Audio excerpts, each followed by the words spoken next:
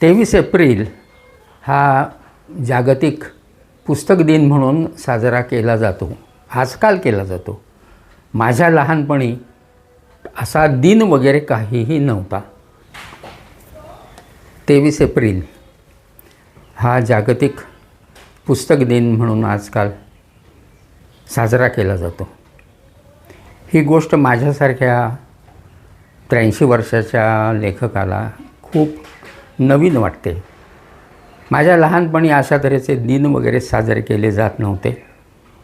आमच्या वेळेला दिन जो होता तो रोजचाच असायचा, रोज असायचाच. म्हणजे पुस्तक वाचनापासूनच म्हणजे सुरुवात होत असे.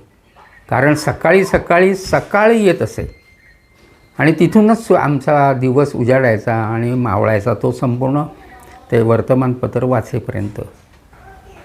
त्यावेळेला इतर कुठलीही प्रलोभनं नव्हती. आपलं चित्त विचलित करणाऱ्या काही गोष्टी नव्हत्या. साधी गोष्ट आहे, रेडिओ कोणाच्या घरी आलेला नव्हता. अगदी मोजक्या लोकांच्याकडे आलेला होता की ज्याच्यावरनं त्यांची करमणूक होऊ शकेल. करमणुकीचं साधन म्हणून रेडिओ होता. टी व्ही आलेला नव्हता, मोबाईल नव्हता. चित्त विचलित करणाऱ्या अशा ह्या कोणत्याही गोष्टी नव्हत्या. एकमेव गोष्ट होती ती म्हणजे पुस्तक. आणि माझ्या घरामध्ये माझे वडील जे मी पाहिलेत, ज्यांचा माझ्यावरती ठसा उमटलेला आहे, ते मला माझे वडील असे आठवतात. मागं 7 ते 8 फूट उंचीचं 2 कपाट आहेत, पुस्तकांनी भरलेली आहेत. आणि ती त्यांनी दरवाजा त्याचा उघडा टाकला आहे आणि आराम खुर्चीत बसून ते वाचन करत आहेत. हे जे ज्ञानकोश आहेत हे माझ्या वडिलांनी खरेदी केलेले आहेत. 1935 साल असेल त्याचं, त्यावेळेला खरेदी केलेलं आहे. ज्ञानकोश, शब्दकोश, केळकर वाङ्मय ही त्यांची ग्रंथसंपदा होती. साने गुरुजी होते त्यावेळेला, भरपूर आमच्याकडे होते. आणि ही सगळी आकर्षण म्हणजे माझं एक की लहान मूल जे असतं ते नेहमीच मोठ्या माणसांचं अनुकरण करत असतं. आणखीन वडील कसे वागतात, वडील कसे बोलतात, वडिलांना काय आवडतं ते हा मुलगा घेत असतो. त्यानुसार माझी वाचनाची आवड निर्माण झाली. वडील वाचतात, आपणसुद्धा वाचलं पाहिजे, आपल्याला आलं पाहिजे. ही जी भूमिका आहे त्या ह्याच्यामधून मी वाचायला सुरुवात केली. आणखीन वाचत गेलो. मी वाचता वाचता असं म्हणजे मनात असं यायचं की सगळेजणं लिहितात, कविता करतात, आपल्यालासुद्धा कविता करता आली पाहिजे, आपल्यालासुद्धा लिहिता आलं पाहिजे. वर्तमानपत्रामध्ये किंवा मासिकातून किंवा दिवाळी अंकातून म्हणा किंवा पुस्तक अनेक रूपाने कथा कादंबऱ्यातून लेखकांची नावं येत असतात, त्यांच्याविषयीचं चरित्र कळत असतं. हे आपल्याला साधलं पाहिजे. हे जे आहे ह्यासाठी आपण काहीतरी केलं पाहिजे आणि आपलं नाव आलं पाहिजे. ही माझी भूमिका लहानपणापासून होती आणि त्यासाठी मी आतोनात धडपड केलेली आहे. मी काय वाटेल ते केलेलं आहे. आणखीन आपलं नाव आलं पाहिजे हा प्रयत्न माझा पूर्वीपासून होता. आणखीन मी सतत वाचत राहिलो आणि सतत मी लिहित राहिलो. लिखाणाची मला गोडी लागत गेली. जसं जसं मी लिहित गेलो, पुढं लिहित गेलो आणि मागं आढावा घ्यायला लागलो, तसं मागच्या पानातली गंमत मला नंतर कळायला लागली. वर्तमान जेव्हा काळ चालू असतो त्यावेळेला आपण व्यग्र झालेले असतो, परंतु पाठीमागं गेलेला जो काळ आहे तो मागं पडलेला जरी असला तरी त्याच्यामध्ये वळून बघितल्यानंतर मात्र तो अतिशय आकर्षक वाटतो. अशा तऱ्हेनं म्हणजे माझा मला कोणी असं सांगितलं नाही की बाबा पुस्तकं वाच, अमुक कर तमुक कर, काही नाही. मी अनुकरण केलं आणि मी लिहित गेलो. जसं वाचत गेलो तसंच लिहित गेलो. किती साध्या गोष्टीसाठी मी प्रयत्न केलेत की माझं नाव आलं पाहिजे. साधी गोष्ट आहे. सकाळ वर्तमानपत्र होतं, त्याच्यामध्ये दर रविवारी जाहिरात येत असे आणि त्याच्यासाठी एक कार्टून काढलेलं असायचं आणि तिथं मजकूर लिहिलेला असायचा. त्याच्यामध्ये ते वाक्य असं होतं की भाई मेरे रेक्स को बचाओ. थंड पेय रेक्स म्हणून त्या काळामध्ये होतं. तर संबंधित जी कोणी व्यक्ती असेल ती म्हणते भाई मेरे रेक्स को बचाओ.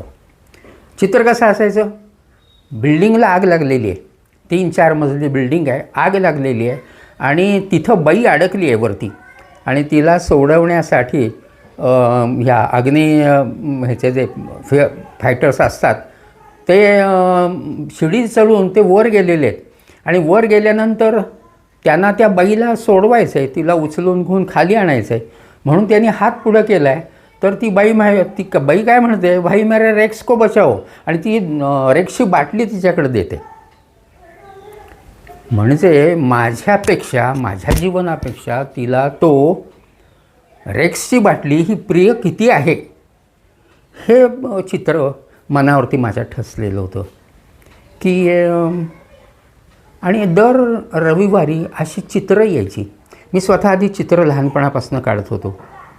आम्ही चौघं चित्र काढत होतो आणि चित्र आणि शब्द आणि चित्र ह्याची सांगड कशी घातली जाते हे मी लहानपणापासून बघत गेलेलो होतो, दिसत होतं मला.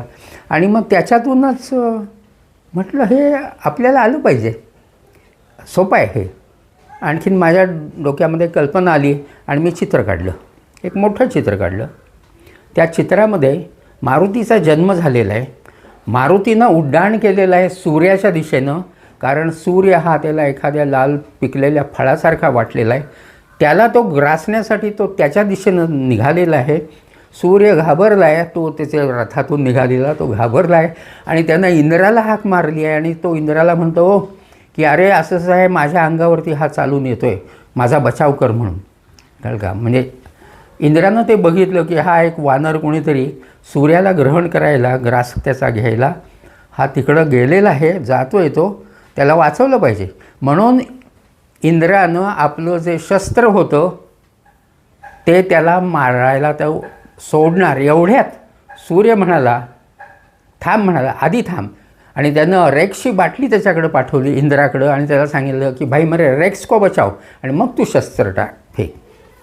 ही कल्पना आणखीन ती मी मांडली, चित्रांकित केली आणि वरती लिहिलं भाई मेरे रेक्स को बचाव. याचा मला अतिशय आनंद मिळाला, निर्मितीचा आनंद. मी लेखन ते त्यांचं होतं, रेडीमेड ते वाक्य होतं, ते टाकायचं होतं. पण माझ्या मनामध्ये एक कल्पना स्फुरण पावली आणि त्याच्यामधून मी ते चित्र काढलं, तो मजकूर टाकला. माझ्या वडिलांना अतिशय आवडला. आणखीन तिथून माझी सुरुवात झाली आणि असा त्यातनं मी लिहित गेलो. लिहिण्याची जी सुरुवात आहे ती ह्या अशा चित्रकलेपासूनच सुरुवात झाली. चित्रकला आणि शब्द यांचा मेळ घालत मी आत्ता जर तुम्ही बघितलं तर माझे एकूण 11 पुस्तकं आहेत. त्या 11 पुस्तकातली जवळजवळ 6-7 पुस्तकामधली चित्रं माझी आहेत, मी स्वतः काढलेली आहेत, त्याच्यामधून आहेत. त्याच्यामध्ये 2 पुस्तकं ही जी आहेत ती चित्र आणि शब्द यांचा मेळ घालणारी आहेत. कारण लहानपणापासून आज तागायत मी जवळजवळ 1000 रेखाटनं केलेली आहेत आणि हजारो रेखाटनं जी केली आहेत ती सगळी मी आउटडोअर काम केलेलं आहे. मी टेबल खुर्चीत बसून कधीही चित्र काढलेलं नाही. मी उभ्यानं रेखाटनं केलेली आहेत, उभ्यानं काढली आहेत, चालता मुद्दाम रेखाटनं काढण्यासाठी मी कधी कुठं गेलेलो नाही. घरकामासाठी बाजारामध्ये गेलो आहे, समजा गिरणीत गेलो आहे, आणखीन कुणाला तरी भेटायला गेलेलो आहे, किराणा मालाच्या दुकानात गेलो. रस्त्यानं चालत जात असताना जे मला दिसलं, जे आकर्षक वाटलं, ज्यांनी मला खेचून घेतलं त्या दृश्याकडं, मग ती वस्तू असेल, वास्तू असेल किंवा व्यक्ती असेल, त्यानं मला खेचलेलं आहे आणि हे रेखाटन केलं पाहिजे. आणि तिथंच मी उभं राहून रेखाटनं केली आहेत, हजारो रेखाटनं केली. ते रेखाटन झाल्यानंतर मी बघितलेलं आहे माझ्या रेखाटनाकडं की हे मला काढावंसं का वाटलं. आणि रेखाटन पूर्ण झाल्यानंतर मी त्याचं अवलोकन केल्यानंतर माझ्या लक्षात आलं अरे च्छा, हा आशय ह्याच्या मागं दडलेला होता की जो मला चित्र काढताना दिसला नव्हता. चित्र काढून झाल्यानंतर मला त्याचा अर्थबोध झालेला आहे. अशा तऱ्हेची 2 पुस्तकं माझी आहेत, रेघांची या संगे आणि रेषांतर. ही माझी 2 पुस्तकं. एकूण 11 पुस्तकं आहेत. पाखरांच्यावरती मी भरपूर लेखन केलेलं आहे. मी जवळजवळ 40 वर्ष पक्षी निरीक्षण आपल्या कराडमध्ये केलेलं आहे.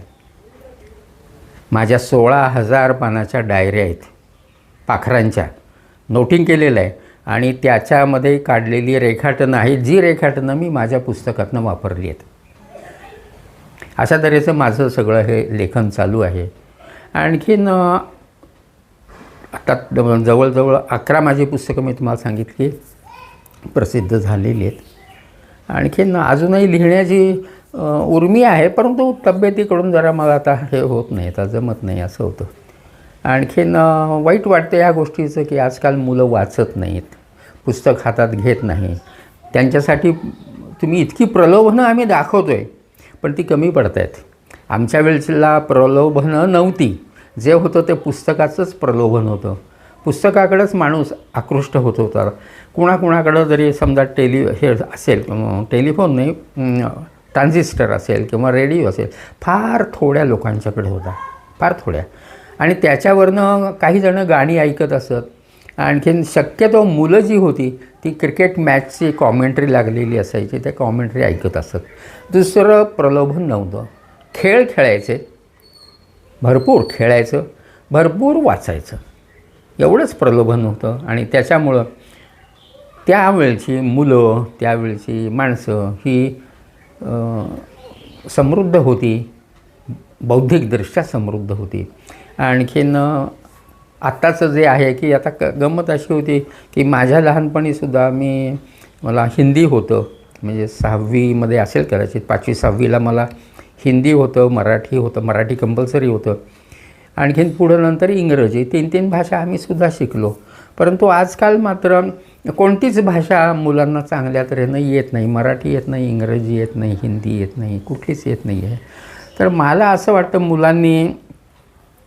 मुलांना आता प्रलोभन दाखवणं तर गरजेचं आहेच की पुस्तकाकडे वळा, पुस्तकं वाचा. आणि होतं आहे काय की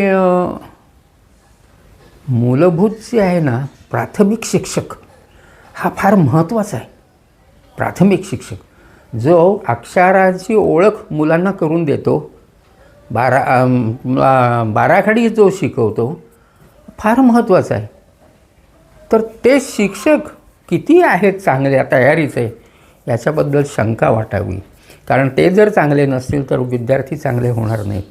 आणखीन ह्या दृष्टीनं जर विचार केला तर सरकारनं या बाबतीमध्ये खूप हे करणं गरजेचं आहे. मूलभूत ह्या गोष्टी आहेत अतिशय.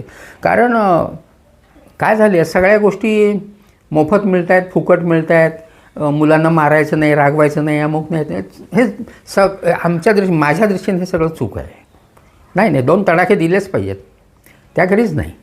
परंतु आजकाल ते निषिद्ध मानलेले आहेत या सगळ्या गोष्टी. आणि त्याच्यामधनं काय होतं, अक्षर तो चांगलं काढत नाही, तो शुद्ध लिहित नाही. ते म्हणतात समजून घ्या तुम्ही. अहो समजून घ्या म्हणजे काय करायचं काय, काही लिहिताच त्याला येत नाही तर समजून काय घ्या. अशी परिस्थिती आज निर्माण झाली आहे, खूप वाईट परिस्थिती आहे. आणि मी इतकी सोपं माझं मराठी आहे, अतिशय मी सोपं मराठीमध्ये लिहितो, सुटसुटीत लिहितो. आणखीन ज्याला आम्ही कॉम्प्लेक्स आणि कॉम्प्लिकेटेड अशा तऱ्हेची लँग्वेज माझी नाही, मराठी लँग्वेज नाही आहे.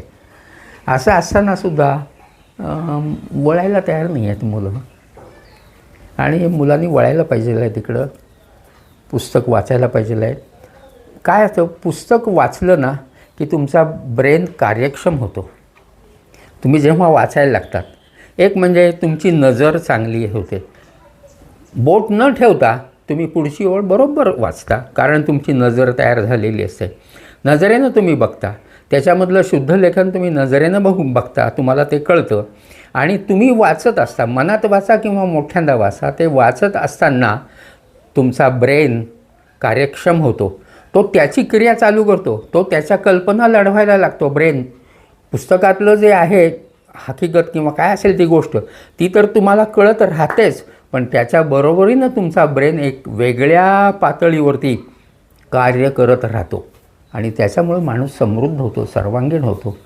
तो होण्यासाठी वाचायला पाहिजे मुलांनी खूप बघितलं पाहिजे. आजकाल मुलं फक्त मोबाईल बघतात, मोबाईलच्या बाहेर बघतच नाही आहेत. अहो बघूनच शिकण्यासारख्या गोष्टी आहेत. सुरुवातीला प्रत्येक गोष्ट ही बघून शिकण्याची आहे, त्याला महत्त्व दिलं पाहिजे. आणि तुम्ही बोललं पाहिजे, तुम्ही व्यक्त झालं पाहिजे, तुम्ही एकमेकाशी आदानप्रदान तुम्ही करायला पाहिजे आहे. त्याच्याखेरीज देवाणघेवाण होत नाही. त्याच्याखेरीज मला माहीत असलेली माहिती, तुम्हाला असलेली माहिती याचं आदानप्रदान होत नाही. अशा या सगळ्या गोष्टी आहेत. आणखीन वाचायला तर मुलांनी पाहिजेलं आहे. आता कसं ते वळवायचं त्या मुलांना त्या गोष्टीकडं हा मोठा एक हे आहे. मलासुद्धा तो प्रश्न पडतो, काय करायचं. मी मुलांना लहानपणापासून मी गोष्टी सांगत आलेलो आहे. लहानपणापासून मी गोष्टी सांगितलेल्या आहेत. म्हणजे आज मी तिलासुद्धा माझ्या वयाची जी आहेत मुलं आहेत, माझे मित्र आहेत, ते सांगतात, म्हणाले तू किती मस्त गोष्टी सांगायचास. म्हणाले आपण संध्याकाळी 7 वाजेपर्यंत खेळत राहायचो. आणखीन नंतर घरातनं हाका मारायला लागायची सगळीजण, आई वडील आधी आता अंधार पडला वगैरे अमुक तमुक. त्यावेळेला मी गोष्टी सांगायला सुरुवात करायचो. तर अशा तऱ्हेचं ही कला ती झाली पाहिजे आहे. सगळ्यांना वाचता आलं पाहिजे, व्यवस्थित लिहिता आलं पाहिजे, बोलायला पाहिजे सगळ्यांनी. आणखीन व्यक्त झालं पाहिजे. व्यक्त झाल्याखेरीज व्यक्ती कळत नाही. व्यक्त होणं गरजेचं आहे. मी लहान मुलांच्यासाठी खूप कविता केल्या. माझा स्वभाव विनोदी आहे, परंतु गंभीर आहे माझा. बघितल्यानंतर तसं कोणाला वाटणार नाही.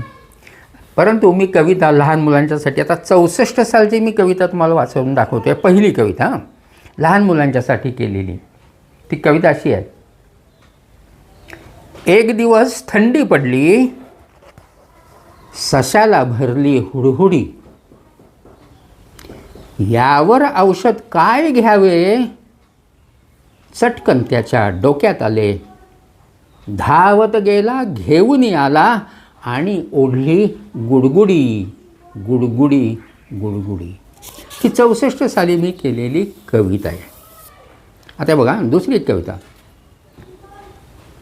पोटावरून हात फिरवत बगळ्याने ढेकर दिली, त्याच वेळी पाण्यामध्ये छोट्या माशाला उचकी लागली. बगळा म्हणाला छोट्या माशाला, आठवण तुझी कुणी काढली. मासा म्हणाला कुणी नाही कुणी नाही, तुझ्यापासून दूर राहायची माझी मलाच आठवण झाली. माझ्या कविता या सगळ्या प्राण्यांशी पक्ष्यांशी निगडीत आहेत, कारण ते माझे आवडते आहेत, ते माझे लाडके आहेत. आणि म्हणून मी त्यांच्यावरती कविता वगैरे भरपूर केलेले आहेत. आता खूप कविता लिहिल्या. आता एक नेहमीची बघा. आजी आली खाऊचा डबा घेऊन आली. आता काय आजकाल काय हे राहिलं नाही आहे. 67 सालची कविता आहे. आजी आली खाऊचा डबा घेऊन आली. आजी म्हणाली ओळखा पाहू डब्यात आहेत कसले लाडू. एक म्हणाला रव्याचे, दुसरा म्हणाला खव्याचे, तिसरा म्हणाला बुंदीचे, नाही डिंकाचे. कोणास नाही ओळखले डब्यात होते लाडू कसले. तोच एक म्हणाला आजी मी सांगू डब्यात आहेत धम्मक लाडू. तर अशा तऱ्हेच्या मी कविता खूप मी लिहिल्या.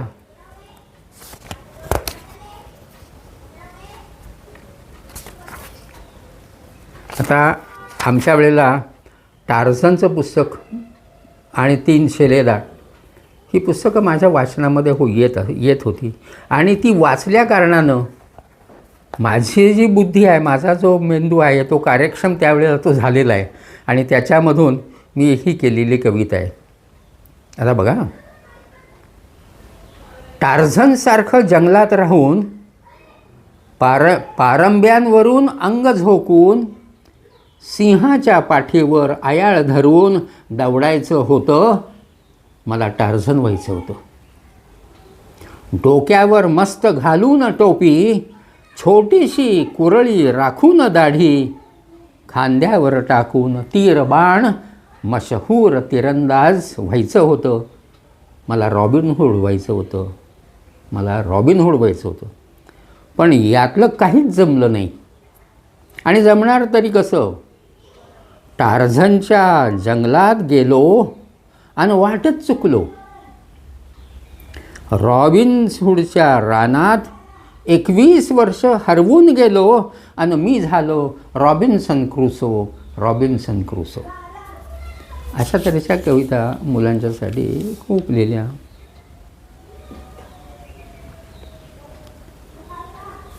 आता एक बघा, साध्या अभ्यासात आता या मुलांना कळणार नाहीत काही गोष्टी. बघा, कोण जर मला म्हणेल तुझा पाय लचकेल, तर मी म्हणेन लचकू दे, लचकू दे, पण तिवईचा.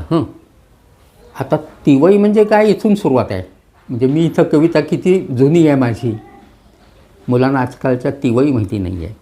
तर लचकू दे, लचकू दे, पण तिवईचा.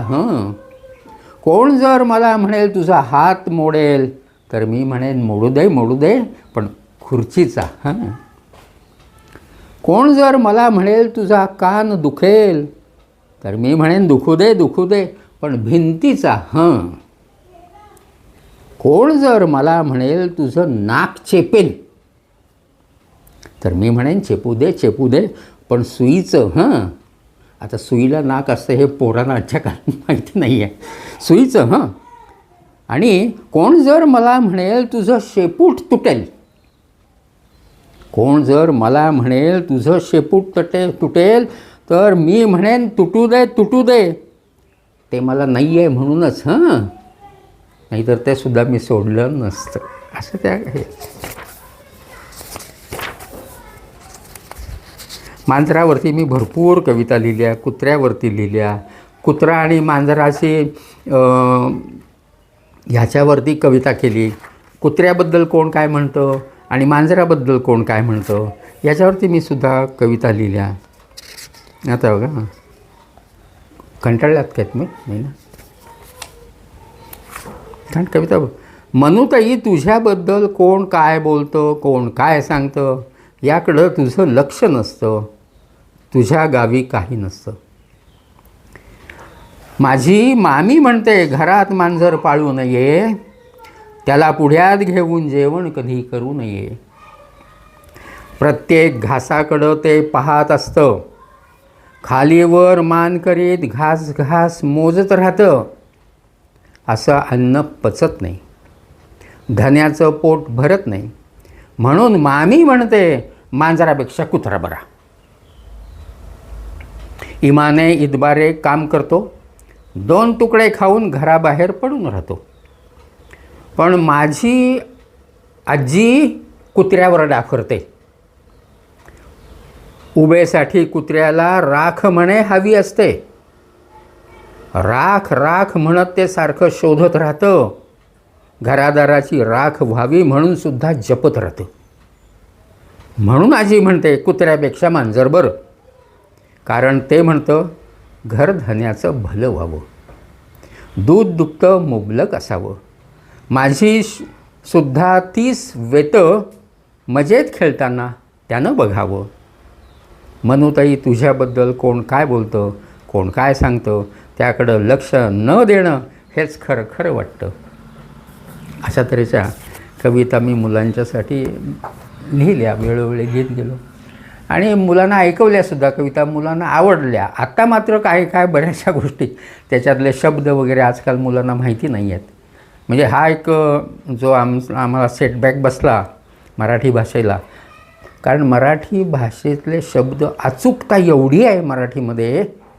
इंग्रजीमध्ये शब्द कमी पडतात, इंग्रजीमध्ये शब्द नाही आहेत. आमच्याकडे शब्द संग्रह भरपूर आहेत. अनेक छटा, शब्दांच्या छटा व्यक्त करणारे, सांगणारे वेगळे वेगळे शब्द आहेत. एकाच शब्दामध्ये सगळ्या छटा नाही. आमच्याकडं प्रत्येक छटेसाठी वेगळा शब्द आहे. हे वैभव आहे आमचं मराठीचं आणि ते सगळ्यांनी सांभाळलं पाहिजे. मराठीचा जास्तीत जास्त त्यांनी वापर केला पाहिजे. मराठी जास्तीत जास्त वाचलं पाहिजे. आणखीन जास्तीत जास्त मराठीमधून लिहिलं पाहिजे या मताचा मी आहे.